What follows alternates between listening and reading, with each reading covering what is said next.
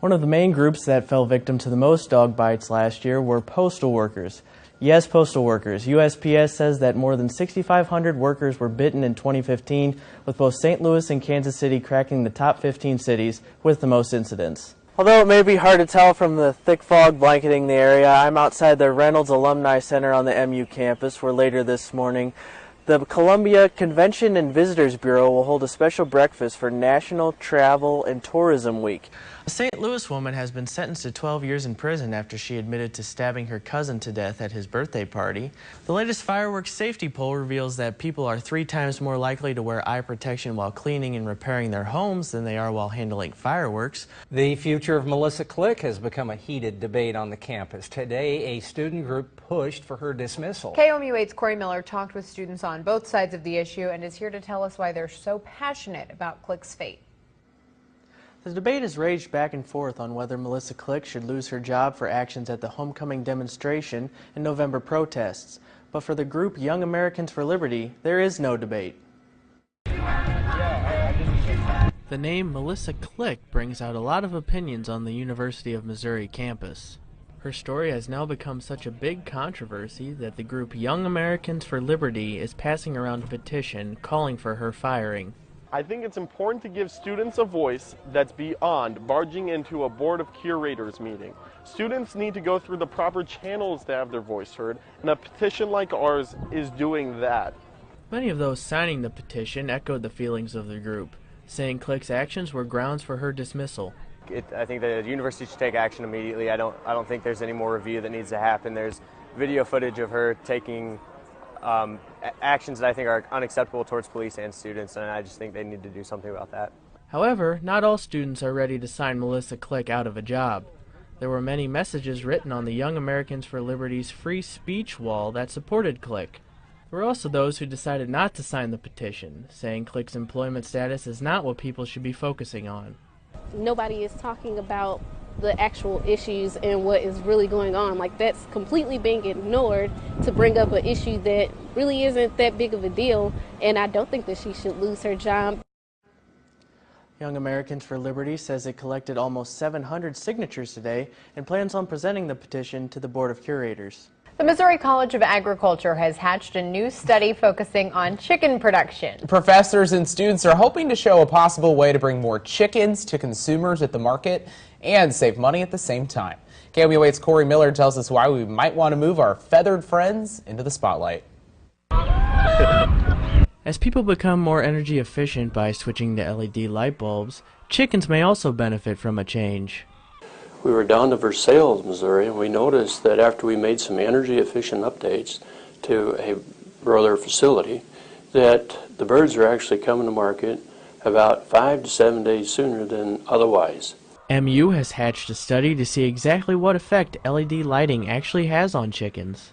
The College of Agriculture is using natural, red, blue, and green LED lights on broiler chickens and measuring their weight gain in reaction to the light. Schumacher says that while 5 to 7 days does not sound like a large increase in time of the birds being ready for market, the impact over a year could be massive. So the same facility that's producing 900,000 birds could potentially produce 1 million birds every year. However, increasing bird production might not be the only way farmers could benefit from switching to LED bulbs. With LED, you cut the cost of energy saved of used per month, and so that in itself is also a huge benefit. Stanton says his farm recently switched their own barns to LED lighting and have seen their energy bills get cut in half. Schumacher says the switch to LED lighting could end up being a small change with a big impact.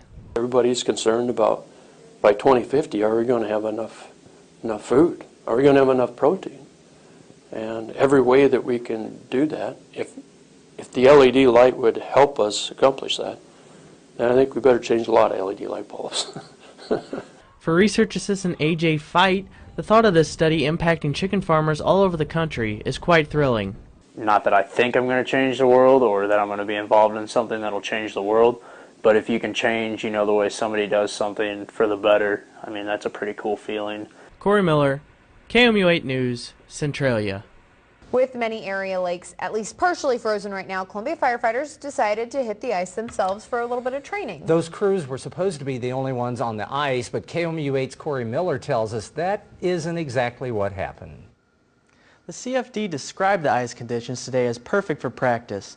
Firefighters took turns rescuing each other on the thin ice using ropes, ladders, and a boat. Fire officials told me that pets are one of the most common reasons for ice rescues and warned owners not to follow their four-legged companions out onto the ice. If your dog or animal goes out on the ice, do not go out to get them if they've fallen through. If they've fallen through, you'll fall through too.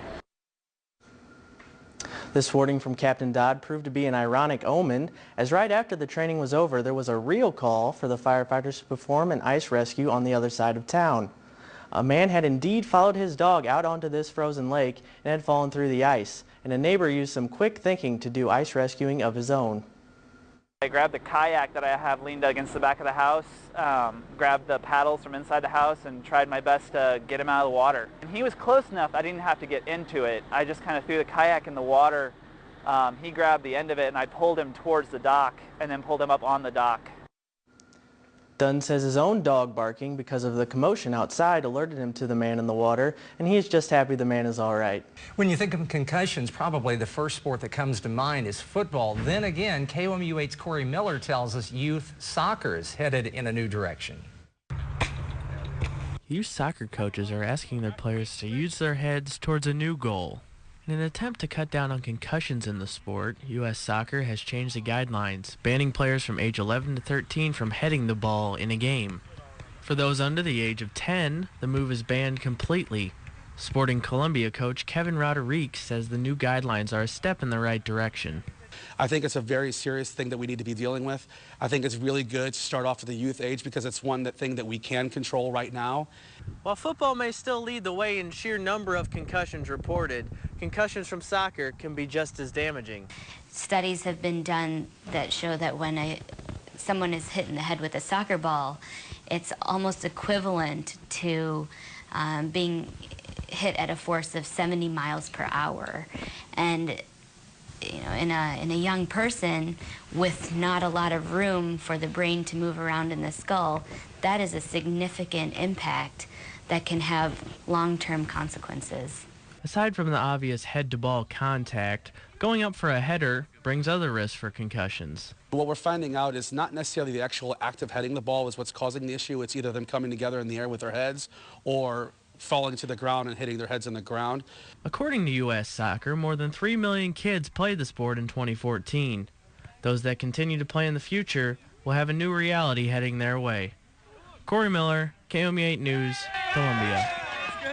Along with the new rules regarding headers, there are also changes coming with substitutions. Sports is next.